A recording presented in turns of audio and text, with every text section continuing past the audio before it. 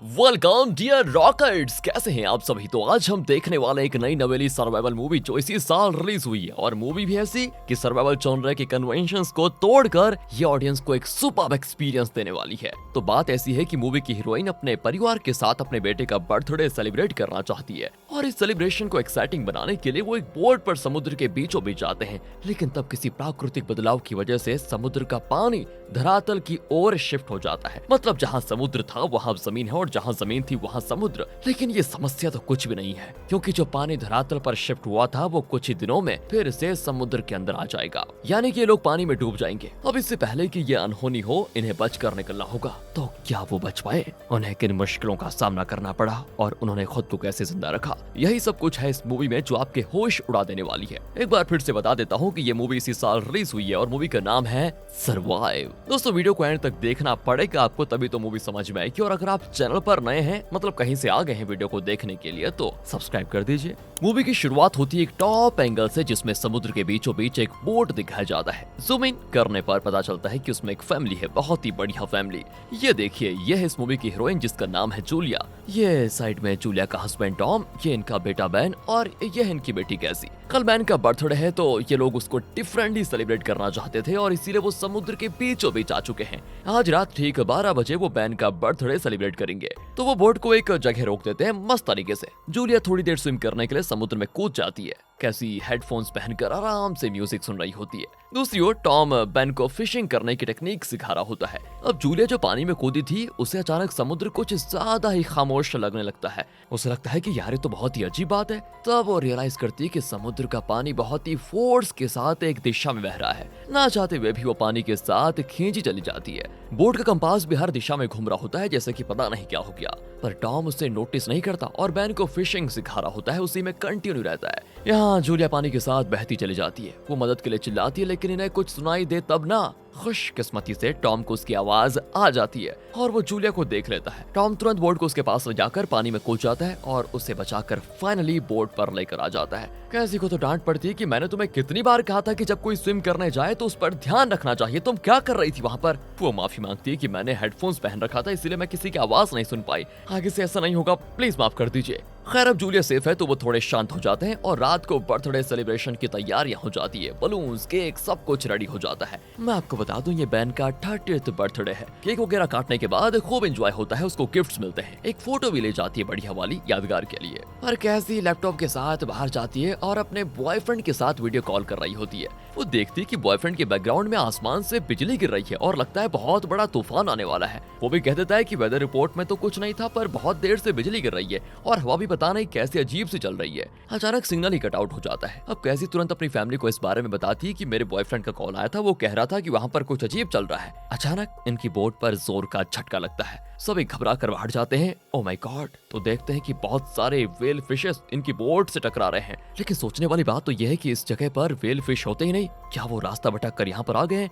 यह सोचकर टॉम बड़ा कंफ्यूज होता है। असल में टॉम एक ओशन रिसर्चर है और वो समुद्र के बारे में काफी कुछ जानता है। कुछ देर में व्हेल फिश वहाँ से चले भी जाते हैं बिना किसी को कुछ करे। तो टॉम चेक करने जाता है कि कहीं बोट को कोई डैमेज तो नहीं हुआ, पर कुछ ही देर में वो बाहर आता है, वो भी घायल हालत में। असल में प्रोपेलर से उसकी चोट लग गई थी। तब जूलिया उसके कट को स्टिच करती है और पूछती है कि सब ठीक तो है ना। वो कहता है कि नहीं, एक मुसीबत है। बोट के निचले हिस्से का एक शाफ्ट टूट गया है। अगर उसे ठीक नहीं करेंगे तो हम बोट का डायरेक्शन चेंज नहीं कर पाएंगे। उसके बिना अगर बोट को स्टार्ट किया तो इंजन खराब हो सकता है। यहाँ कैसी बाहर आकर अपने बॉयफ्रेंड से कनेक्ट करने की कोशिश करती है, लेकिन सिग्नल बहुत ही वीक होता है, मतलब होता ही नहीं। टॉम पानी और खाने का स्टॉक चेक करता है और बताता है कि ये तो और 4 दिन चल जाएगा वैसे, पर हमें चाहिए कि हम इन्हें कम यूज करें और इमरजेंसी के लिए बचा कर रखें।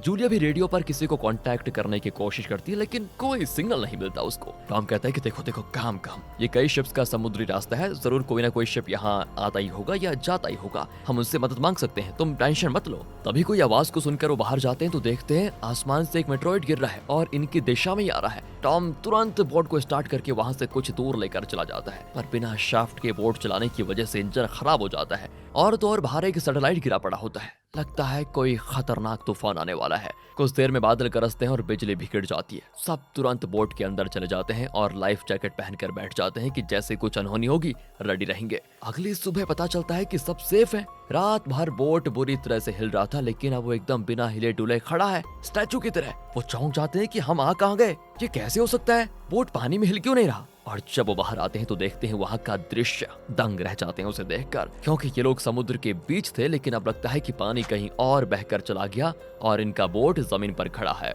वहाँ बड़े बड़े चट्टानों को देखकर वो शॉक होते हैं और मंत्र मुग्ध भी हो रहे होते हैं, क्योंकि समुद्र के नीचे कैसा होता है इनको पता नहीं था, पर आज उसे भी देखने का इनको मौका मिल गया। और कंपास को देखिए कैसा पागल हो रहा है, किसी और दिशा को ही नॉर्थ बताता है। हम समझ जाता है कि पृथ्वी के ध्रुवों के मैग्नेटिक पोल्स की अदला बदली हो गई है। इसी वजह से समुद्र का सारा पानी दूसरी दिशा में शिफ्ट हो चुका है। मतलब जहाँ पहले जमीन थी अब वहाँ पर समुद्र है, यानी इंसानियत लगभग खत्म हो चुकी होगी। कुछ ही लोग जिंदा बचे होंगे लगता है, और मेरे रिसर्च के अनुसार लाखों साल पहले ऐसा हुआ था और वही पोल शिफ्ट अभी भी हुआ है दोबारा। वेल दोस्तों, अगर आपको मूवी का ये कॉन्सेप्ट इंटरेस्टिंग लगा हो तो वीडियो को लाइक कर दीजिए यार। यहाँ टॉम की बातें सुनकर सभी घबरा जाते हैं कि हाउ इज इट पॉसिबल। कैसी खुद को बोर्ड के कमरे में बंद करके रोने लग जाती, क्योंकि उसका बॉयफ्रेंड भी शायद जिंदा नहीं होगा, इसलिए वो बहुत ज्यादा रोती है। बैन बर्थडे बलून्स को हवा में उड़ा देता है ताकि उसको देखकर कोई इनकी मदद करने के लिए यहाँ पर आ जाए। तब यहाँ टॉम को एक चैनल पर रेडियो सिग्नल मिल जाता है और वो पूछता है कि आप हैं कहाँ पर, क्या वो जगह सेफ है। तो उस तरफ से एक आदमी कहता है कि मैं एक सबमरीन का कैप्टन हूँ और फिलहाल उसी सबमरीन के अंदर हूँ। दोस्तों, वो भी इसीलिए जिंदा बच गया था क्योंकि सबमरीन बहुत गहराई में था और अभी सारा परिवर्तन होने की वजह से जो कम्युनिकेशन डिवाइसेस जमीन पर थे वो काम नहीं करेंगे। तो वो कहता है कि अब मेरे गैस के अनुसार जो पानी दूसरी तरफ शिफ्ट हुआ था वो जल्दी यहाँ वापस भी आ जाएगा, शायद 1 हफ्ते के अंदर। इसलिए तुम लोग जहाँ भी हो वहाँ के सबसे ऊंची चट्टान पर जाकर रहो, वही सेफ रहेगा तुम्हारे लिए। तो टॉम डायरेक्टली पूछ लेता है क्या हम भी वहाँ आकर सबमरीन में रह सकते हैं आपके साथ, यानी मैं, मेरी वाइफ और हमारे 2 बच्चे हैं। वो अगर पानी आ भी गया तो सबमरीन सेफ रहेगा। इस पर कैप्टन कहता है कि तुम सबका यहाँ आना तो बेकार है, क्योंकि ये बहुत ही छोटा सबमरीन है, इसमें 2 या 3 लोगों से ज्यादा नहीं रह सकते। ऑलरेडी मैं और मेरा पार्टनर इसके अंदर थे, लेकिन मेरा पार्टनर मर चुका है, इसलिए यहाँ सिर्फ और 2 लोगों के लिए जगह है। टॉम कहता है कि आप प्लीज प्लीज प्लीज प्लीज मेरे दोनों बच्चों को अंदर ले लीजिए, बड़ी मेहरबानी होगी। अब कैप्टन भी इंकार नहीं कर पाता और मान जाता है। टॉम जल्दी से मैप पर उस सबमरीन की लोकेशन को मार्क कर लेता है, क्योंकि इन्हें जल्द से जल्द बच्चों को वहाँ पहुँचाना होगा, न जाने पानी कब लौट आए तो खतरा बढ़ जाएगा। वो बच्चों के लिए फूड वगैरह पैक करने लग जाते हैं। तभी टॉम देखता है कि कोई इनकी बोट की ओर आ रहा है। वो आदमी लंगड़ा रहा होता है और उसके साथ एक कुत्ता भी होता है। असल में बैन ने जो बलून्स उड़ाए थे उन्हें देखकर ही यहाँ पर आया है और लगता है बड़ी मुश्किलों के बीच सरवाइव करके यहाँ पर बच कर आया है। उसे एकदम थका हारा देखकर टॉम उसको पहले पानी देता है और पानी पीने के बाद वो आदमी टॉम को थैंक करने के बजाय उसके सर पे मार कर उसे गिरा देता है? ये क्या किया इसने? टॉम खुद चौंक जाता है कि हुआ क्या। इतने में जूलिया उसको देखकर टॉम को बचाने के लिए आती है, लेकिन तब वो आदमी अपना भाला टॉम के पेट में खोप कर उसे जान से मार डालता है। दोस्तों, जूलिया की तो जान निकल जाती है, वो बड़ी टेंशन में होती है, ये क्या हो गया। फिर वो जूलिया की ओर आता है तो घबराकर बच्चों को बचाने के लिए बोट की ओर भागती है वो, और वो कातिल उस पर भाला फेंक देता है, लेकिन किस्मत बहुत ही अच्छी होती है, जूलिया के शोल्डर पे लगता है और वो बच जाती है। उसे अब कैसे भी करके जल्दी से अपने बच्चों को बचाना होगा। वो तुरंत बोट पर जाकर बच्चों को बताती है तो वो भी बहुत ज्यादा डर जाते हैं। वो दोनों बच्चों को एक लॉकर के अंदर बंद कर देती है और कैसी को एक फ्लेयर गन देकर कहती है कि बेटा अगर और कोई रास्ता ना दिखे तब जाकर तुम ये गन यूज करना, वरना नहीं करना। ये कहकर वो खुद बोट के निचले हिस्से के बाथरूम में छुप जाती है। इतने में कातिल बोट का दरवाजा तोड़कर अंदर आ जाता है। अब सबसे पहले तो वो किचन में जाकर वहां से टिन फूड उठाकर खाता है। शायद ये बहुत भूखा है और सिर्फ खाने के लिए इसने इतना खून खराबा किया। वो जूलिया को ढूंढने लग जाता है। जूलिया हाथ में चाकू लिए उसका वेट कर रही होती है और जब वो बाथरूम का दरवाजा खोलता है तो वहाँ जूलिया होती नहीं। असल में वो एक होल से बोट से बाहर कूद गई थी। कातिल भी उसी होल से झांकता है, लेकिन जूलिया एकदम चुपचाप बैठी होती है। वैसे भी जूलिया को देखकर कातिल का कुत्ता भौंकने लग जाता है। हम जूलिया डर जाती है कि कहीं मैं पकड़ी न जाऊं, इसलिए उस कुत्ते को जान से मारना पड़ता है उसे। कुत्ते की आवाज को सुनकर कातिल बाहर आता है तो उससे मरा पड़ा हुआ देखता है, पर इसी भी जूलिया बोट के ऊपर चढ़कर कातिल के ठीक ऊपर कूदकर उसका खात्मा करने की कोशिश करती है। क्या करें यार, एम मिस हो गया उसका और कातिल उसे पकड़ लेता है। वो जूलिया को पूरी तरह पीटता है और दीवार पर उसका सर पटकने लग जाता है। वहीं पर वो लॉकर भी है दोस्तों, जिसमें जूलिया ने कैसी और बैन को बंद किया है। और अब इस सारी चीजें देखकर, मतलब अपनी माँ को पीटते हुए देखकर, कैसी लॉकर खोलकर उस कातिल के मुंह पे फ्लेयर गन शूट कर देती है और वो दूसरी तरफ जाकर गिर जाता है। वहाँ पर आग लग जाती है। मौका पाकर जूलिया अपने बच्चों को लेकर वहाँ से निकलती है, लेकिन कातिल को ज्यादा चोट नहीं लगी होती और वो जूलिया को पकड़ने के लिए आ जाता है, पर जूलिया उसको एक तगड़ा किक मारती है और फिर तीनों वहाँ से बहुत तेजी से भागते हैं। उसने साथ ही खाना और कुछ जरूरी मेडिसिन भी उठा लिए थे। इतने में बोट फट जाता है, लेकिन वो कातिल बोट से कूद कर बच गया था दोस्तों। यहाँ टॉम को मरा पड़ा हुआ देखकर तीनों बहुत रोते हैं। जूलिया टॉम को किस करके रोने लग जाती है, लेकिन तब वो देखती है कि कातिल इनके पीछे आ रहा है। फिर बच्चों को लेकर वो बड़े बड़े चट्टानों पर चढ़कर भाग रही होती है। आखिर वो कातिल से दूर एक जगह पहुंच जाते हैं जहाँ पानी का बहाव होता है। वो उस पानी को पीते हैं, लेकिन बहुत ही खारा होता है। और अब कैसी के पास थोड़ा पानी होता है तो वो उसे बैन को देती है, लेकिन वो पानी नहीं लेता और बहुत रो रहा होता है। यार उसको अपने पापा की याद आती है। असल में उसको ये गिल्ट फीलिंग है कि अगर उसने बलून्स नहीं उड़ाए होते तो वो कातिल इनके पास आता ही नहीं। वो कहता है कि पापा की मौत का कारण मैं हूँ। माँ कैसे भी उसी को दोष देती है, लेकिन जूलिया उसको समझाती है कि देखो जो होना था सो हो गया, उसका कोई जिम्मेदार नहीं है, तुम सब भूल जाओ। हमारा बस एक ही मकसद है जल्द से जल्द यहाँ से निकलना। तभी वो देखते हैं कि कातिल भी इन्हीं की दिशा में आ रहा है। तीनों उस लोकेशन की ओर भागते हैं जहाँ पर उस कैप्टन का सबमरीन था। अब रास्ते भर का दृश्य हमें दिखाते हैं तो पता चलता है कि समुद्र की गहराइयों में किस तरह हमारे ये प्लास्टिक वाटर बॉटल्स और कैंस जमा पड़े हुए हैं। शार्क्स मरे पड़े होते हैं। बहन उनको देख रहा होता है, लेकिन जूलिया उसको खींच कर लेकर जाती क्योंकि वेस्ट करने का टाइम इनके पास है नहीं। अगर कातिल आ गया तो वो इन पर हमला जरूर करेगा और इनका खाना वगैरह छीन कर इन्हें मार डालेगा।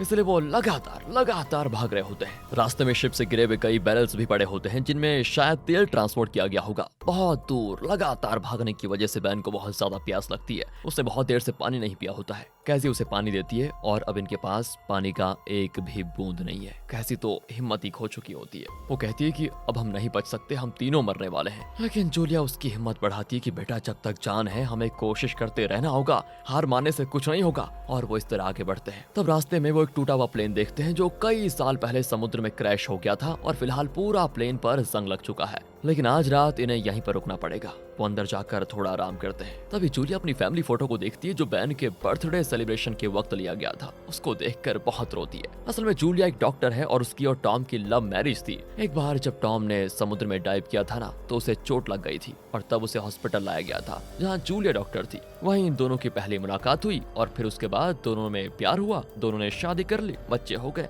उसी बारे में सोच कर वो एकदम टूट जाती है। बच्चे भी पापा के बारे में सोचकर बहुत रोते हैं। अब रात हो जाती है तो वो वहीं पर सो जाते हैं। आधी रात को कैसी को कोई आवाज आती है और वो अकेले प्लेन से बाहर जाकर देखती है। वहाँ पर होता कोई नहीं है, लेकिन अचानक वो कातिल पीछे से कैसी पर हमला करने वाला होता है और यहाँ पर रिवील होता है कि ये कातिल के लिए इन लोगों का बिछा हुआ ट्रैप था। जैसे ही वो कैसी को मारने वाला होता है तो वो हट जाती है और पीछे से जूलिया कातिल पर चाकू से लगातार वार कर करके मार डालती है। सुबह होती है और तीनों वहाँ से बाहर आते हैं। उन्हें अब तसल्ली है कि चलो कातिल मर गया और हमारी जान को कोई खतरा नहीं है। लेकिन उसकी बॉडी के चिथड़े बन चुके होते हैं जिसको देखकर इनको डर जकड़ लेता है कि जरूर यहाँ पर कुछ है जिसने इसकी लाश का ये हाल कर दिया। शायद कोई जानवर होगा, मतलब ये जगह भी खतरे से खाली नहीं है। इसलिए तीनों जल्दी से वहाँ से बच निकलते हैं। जूलिया और कैसी मैप देख रही होती हैं तो इसी बीच बैन प्यास बर्दाश्त नहीं कर पाता। किस्मत से एक जगह पर पानी जमा होता है जो कि समुद्र का पानी है, लेकिन यहाँ जमकर पानी सड़ गया था। बैन की प्यास इतनी ज्यादा होती है कि वो अपना आपा खोकर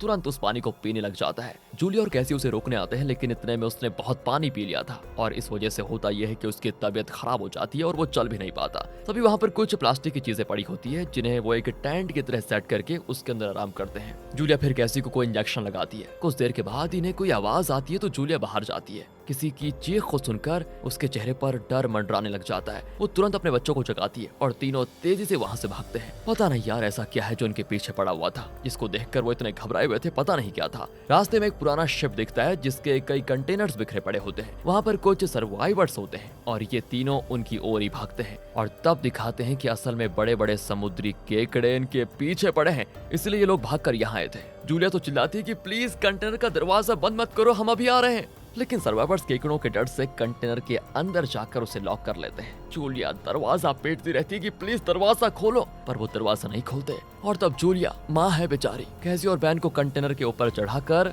खुद भी चढ़ रही होती है। इतने में केकड़ा जूलिया के पैर पर घाव कर देता है। फिर भी जूलिया अपने बच्चों के साथ कंटेनर के ऊपर चली जाती है। ये लोग तो बच जाते हैं, लेकिन जो सर्वाइवर्स कंटेनर के अंदर चले गए थे उनका क्या हुआ ये अब दिखाया जाता है। असल में कंटेनर के साइड में एक गैप होता है जिसके जरिए केकड़े अंदर घुसने लग जाते हैं। वो लोग केकड़ों को शूट करते हैं, लेकिन कितनों को शूट करते हैं, हजारों की तादाद में केकड़े आ रहे थे और वो उन सर्वाइवर्स को पूरी तरह काट काट कर खा जाते हैं। इन सर्वाइवर्स का भी वही हाल होता है जो कि उस कातिल का हुआ था। घाव की वजह से जूलिया बेहोश हो जाती है। जब वो आंखें खोलती है तो दोनों बच्चे वहाँ होते नहीं। जूलिया डर जाती कि बच्चे कहाँ गए। वो दोनों को पुकारती है। असल में वो नीचे ही होते हैं। एक टैंकर के अंदर पानी और थोड़ा टिन फूड भी होता है जिसको वो ले लेते हैं। जूलिया उन सर्वाइवर्स का गन भी उठा लेती है और उनके पॉकेट्स भी चेक करती है। उसमें एक रेडियो होता है जिसके जरिए वो उस सबमरीन कैप्टन को कांटेक्ट करने की कोशिश करती है। जैसे तैसे वो कांटेक्ट हो ही जाता है। वैसे तब जूलिया उसे बताती है कि हजारों बड़े बड़े केकड़ों ने हम पर हमला कर दिया था और उनसे भागते भागते मेरा मैप कहीं पर गिर गया है, प्लीज हमें अपना लोकेशन बताइए। कैप्टन कहता है कि मुझ पर भी हमला हुआ है और मैं घायल हो चुका हूँ। अगर समुद्री कीड़े यहाँ आ गए तो इसका ये मतलब हुआ कि समुद्र का पानी भी जल्द ही यहाँ पहुँचता ही होगा। तुम लोग एक काम करो, जल्दी यहाँ पर आ जाओ, मैं अपना फ्लेयर गन शूट करता हूँ। ये कहकर वो अपना फ्लेयर गन शूट करता है, जिसको देखकर ये लोग उस दिशा में चलने लग जाते हैं। बहुत दूर थक थक कर चलने के बाद इनको एक जगह पर छोटा सा एक सबमरीन वेसल दिखता है। तो ये लोग उसके पास जाने लग जाते हैं, लेकिन रास्ता बहुत ही कठिन होता है, मतलब बहुत मुश्किल। पत्थरों और चट्टानों के बीच से होकर वो एक जगह पहुंचते हैं जहां पत्थरों पर समुद्री शावेल फैले हुए होते हैं जिनकी बू इनसे बर्दाश्त नहीं होती। इन सब के बीच से होकर वो आगे बढ़ रहे होते हैं, लेकिन अचानक जूलिया एक गहरे गड्ढे में गिर जाती है। जूलिया चिल्लाती है कि तुम दोनों जल्दी यहाँ से जाओ और उस सबमरीन में सेफ हो जाओ बच्चों, थोड़ी देर में यहाँ पर पानी आ जाएगा, जल्दी जाओ, मैं बच नहीं पाऊंगी, मुझे यहीं छोड़ दो। उस सबमरीन में कैप्टन के अलावा सिर्फ 2 लोग रह सकते हैं, इसलिए तुम दोनों अभी चले जाओ प्लीज। पर कैसी रोने लग जाती है और चिल्लाती कि माँ मैं आपको छोड़कर नहीं जाऊंगी। जूलिया समझाती कि देखो जिद मत करो, तुम दोनों अभी जाओ, और कैसी तुम बैन का ख्याल रखना। ना चाहते हुए भी कैसी को जाना पड़ता है। वो सबमरीन तक पहुंच जाते हैं और दरवाजे पर पीटते हैं, लेकिन कोई दरवाजा नहीं खोलता।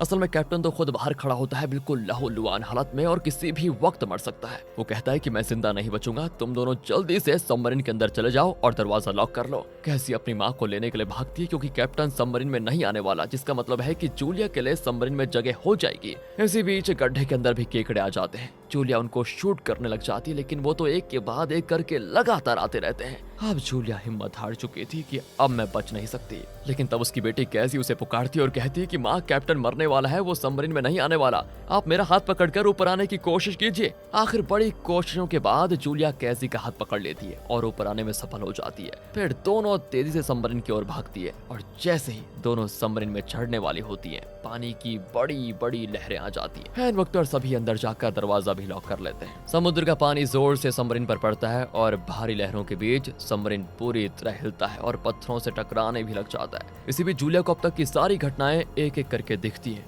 और आखिर में वो बेहोश। जब उसे होश आता है तो सबमरीन एक जगह रुका होता है। असल में ये एक शहर हुआ करता था जो पानी में डूबकर पूरी तरह नष्ट हो चुका है। अब यहाँ पर कोई जिंदा नहीं है, इन 3 सर्वाइवर्स के अलावा ओनली। इसी मैसेज के साथ ये मूवी यहाँ पर खत्म होती है। इस मूवी का जो कॉन्सेप्ट है वो काबिल तारीफ है दोस्तों, ये हमारा मानना है। वैसे आपका क्या ख्याल है? कमेंट्स किस लिए पढ़े हैं वहाँ पर बताइए ना यार आप। और अगर ये वीडियो अच्छी लगी हो, स्टोरी अच्छी लगी हो, एक्सप्लेनेशन अच्छा लगा हो, जरूर लाइक कीजिए, वीडियो को पसंद कीजिए, पसंद तो आपको आई गई, सब्सक्राइब करिए। मिलते हैं आपसे अगली वीडियो में, ध्यान रखिएगा अपना। Thanks for watching.